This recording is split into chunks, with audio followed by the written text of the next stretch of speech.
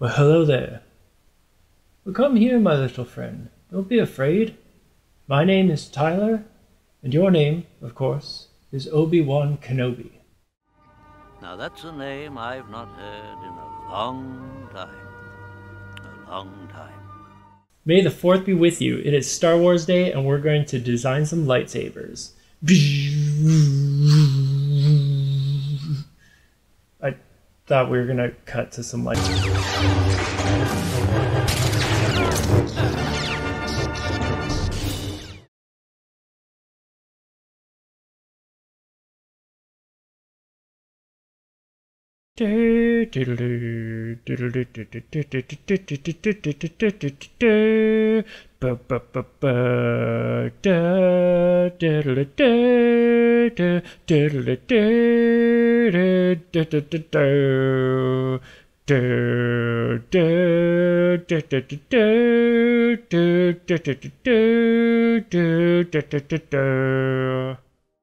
Okay, so first I'm going to start off just by sketching out some silhouettes of different lightsabers just to try out a few different things before we jump into 3D and then a bit of paint in Photoshop. So the main thing here is I've got the symmetry tool on it in Photoshop, and I'm just using a rectangular hard brush. There's nothing special about the brush, it's just one size, one shape. There's no like dynamic pressure or anything like that. And I'm using the same brush for my eraser as well, and that's allowing me to paint in or erase out in the same sort of fashion. And the nice thing about the rectangular brush is it automatically gives me sort of this manufactured look. So just pushing and pulling shapes, seeing what I like and don't like. I think now most painting softwares have a symmetry tool, but if yours doesn't, what you can do is just worry about one side and ignore the other side for now. And then when you're ready, just copy the 1/2 over, reflect it, and combine them that way. So that's another option. And what I'm doing here is I'm just keeping it black silhouettes, but what you could do if you wanted to is sort of get a little bit deeper into the design if you wanted to by using different values. So you could have some, lighter and darker values. And that way you can start indicating either different materials maybe, or things like cavities or extrusions. You can start to hint at like ambient occlusion, that kind of stuff, just to give us a little bit more information on what the final design is going to look like. Obviously that takes up a bit more time, but figuring that stuff out now in the sketch phase will probably help once you get into the 3D. I just keep it all black and I worry about it in 3D, which does kind of cause me some hesitations later. And there's no real right or wrong. It's sort of, when are you going to put in the time? Is it in this phase or in the 3D? It's up to you. There's no real right or wrong. Now, the reason I'm using the symmetry tool primarily is because, lightsabers are cylindrical for the most part. So they do have symmetry to them. But of course there are asymmetrical parts. Like, typically the ignition switch is on obviously one side, not both. And then there's things like heat shields, protectors, that kind of stuff. Little greebly bits you can start to get asymmetrical with. But right now I'm just keeping it symmetrical because it's easier to do while I've got the symmetry tool going. I'll just do a whole bunch of versions that are just perfectly symmetrical. And then I'll revisit them on a second layer and start painting in some of the asymmetrical parts. So you can see here now it's sped up, but I'm on another layer. I'm just painting in the asymmetrical part. So I'm just adding in essentially little greebly bits, hinting at where the ignition or power switches go, and just some techie parts. Okay, so now we're going into 3D, and I'm just going to point out a few things very quickly first. Since the lightsaber is basically just a cylinder, I'm going to be copying one cylinder over and over again, just vertically. So we're going to take a look at one cylinder first, and then I'm just going to duplicate that over and over again. So you can see that when we make a cylinder and make it smooth, it looks kind of weird. So go into edit mode, select the top and bottom faces. So basically so that we can get that edge, and then go into the mean bevel weight, make it 1, and then we can add a bevel modifier, which makes it bevel on that one edge that we just made value 1, and we can set up the parameters for that. And now when it's shaded smooth, it looks like a cylinder should. So I do that for the first one, and then I'm going to duplicate it. There's two different ways to duplicate in Blender. If you don't know, there's Shift D, which is a regular duplicate, and then Alt D is creates a second instance of the same object. So The bottom one there is Shift D, and then the middle and top one are instances of the same object. So that would have been Alt D that I did. And you can see that as I'm editing one, it'll affect the other one as well. And when we apply materials, it'll automatically apply the same materials to both of them as well. And when I first start, I don't necessarily know what's going to be which shape, what I'm going to start tweaking. So in this case, I'm going to Shift D everything. If you happen to know that you're going to reuse one piece the exact same way, go ahead and Alt D will run a little bit faster on your computer. Okay, so what we're going to do is Shift A to bring something in, and we're going to do an image as a reference. And so we're going to bring in the exported JPEG of the silhouettes that we made. And then Alt Z or Alt Z makes things X-ray, so you can see through the cylinders. And what I'm going to do is just align the image. I'm going to take some time to make sure that my silhouette and my cylinder are aligned, and then it's just off to the races. So once we start going, all I'm doing is Shift D one cylinder up and down, and then as needed, I start tweaking them, giving them, bevels, making extrusions and insets, and then you just do that a whole bunch until you've got the lightsaber done. You'll also notice that, like the silhouettes, I'm just worrying about the symmetrical parts right now, the cylindrical parts, and I'll worry about the detail-y parts later.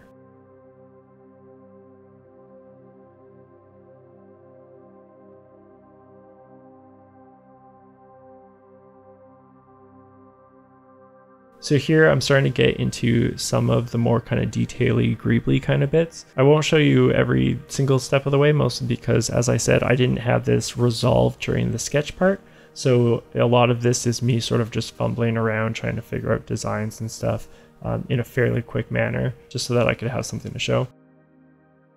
So here I'm working on the ignition switch and some sort of compartment in which it sits. So just looking at how that button fits into this little compartment, there's sort of like an inset into the compartment around where the button goes, so that, there's basically a hole there where the button is.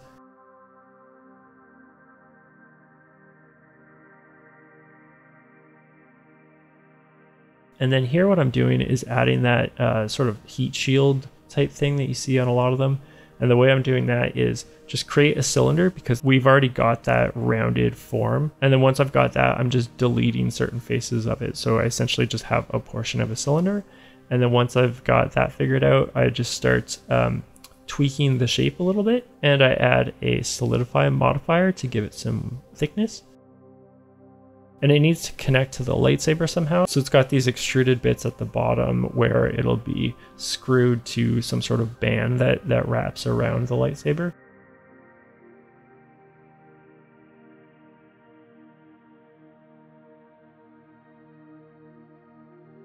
So here I'm just taking a cylinder, rounding off one top to make the head of a screw, using a stretched out cube to carve into it. So I've got sort of a flat head screw. Don't know if they use flathead screwdrivers in Star Wars, but it's just the easiest one to do. And just positioning that where it needs to go. Okay, so when it comes to adding things like textures and materials, one thing I like to do is use the Lily Surface Scraper. It's a free plugin. It's on GitHub, so you can just Google it. I'll try to find a link and put it in the description as well. But what that allows you to do is copy paste the URL of certain textures and materials from certain websites. And you can just copy paste the URL into Blender and it'll automatically import the material. So some of the sites that it's compatible with are Texture Haven and Ambient CG. So here I'm at Ambient CG and I just search metal and it gives me some different things for metal. So I've got a couple here that I think look pretty good. And so highlight the URL in your web browser and Control C to copy it. And then when you're in Blender, you can see that in the materials panel here, there's an option for import from clipboard. That essentially means paste. When you copy paste things, when you copy, it temporarily saves it to what's called the clipboard, which is basically like a background software running on your computer. So when Blender says import from clipboard, it's essentially the same thing as paste. So we hit import from clipboard, and then it'll ask us what size and type we want. So 2K PNG is good enough for me. Hit OK, and it takes a little moment. But there you go, it comes in all good. And as you can see on the left, the materials are all good to go. There's one thing I like to do sometimes when materials wrap perfectly around something and you don't need to worry about UVs, is I select all of the images, so all of the orange guys, and I change it from flat to either box or tube or sphere. And when you've got them all selected and you select from the drop down box, if you hold Alt as you click box, it'll apply it to all of the images. And then in the coordinate window, you want to change it from UV to object. That'll mess with the scale a little bit, so I just changed the scale to what I think is appropriate. So again, I like to use that method when a material just wraps completely around an object and you don't have to worry about specific UVs, or you don't have to worry about certain parts of the image being on certain faces of the object. So I'm going to do that again with sort of the coppery type material. There we go, and you can see, so I select all the orange guys, the images, and then go to flat, Alt click box to make them all box, and then object, and then change the scale. There's no better or worse, you can still use them as UVs as well, so that whole step is skippable. Okay, so now that we've got a couple of materials on the side here, all we have to do is apply them to different parts of the lightsaber. And the easiest way to do that is by linking materials. So if I select, say, the top part here, and then I shift select the sphere, which I'll do in a moment here, and then Control L brings up this menu. If you click link material, it will copy the same material to the other selected item, which in this case is the top of our lightsaber. And you can do that with as many objects as you want. You could select, say, 10 different objects, and then just make sure that the last one selected has the material that you want. Control L brings up that menu, and then link materials. So once you've got that, you just want to do that for all of the different materials. Figure out what you want to have as sort of that coppery color, what you want to be metal, what you want to be that like darker black metal. And obviously you can use any materials that you want. I've done a few lightsabers in the past and experimented with having things like wood in them and other things like that. Try to make it a little bit more interesting. So apply all of my materials, and then I'm basically done. Here, I'm just working out what I'm going to make my presentation look like. So I'm just setting up the lightsaber in a particular way. And I've got a second one there of the same thing, and I'm just rotating it so that we can see the other side.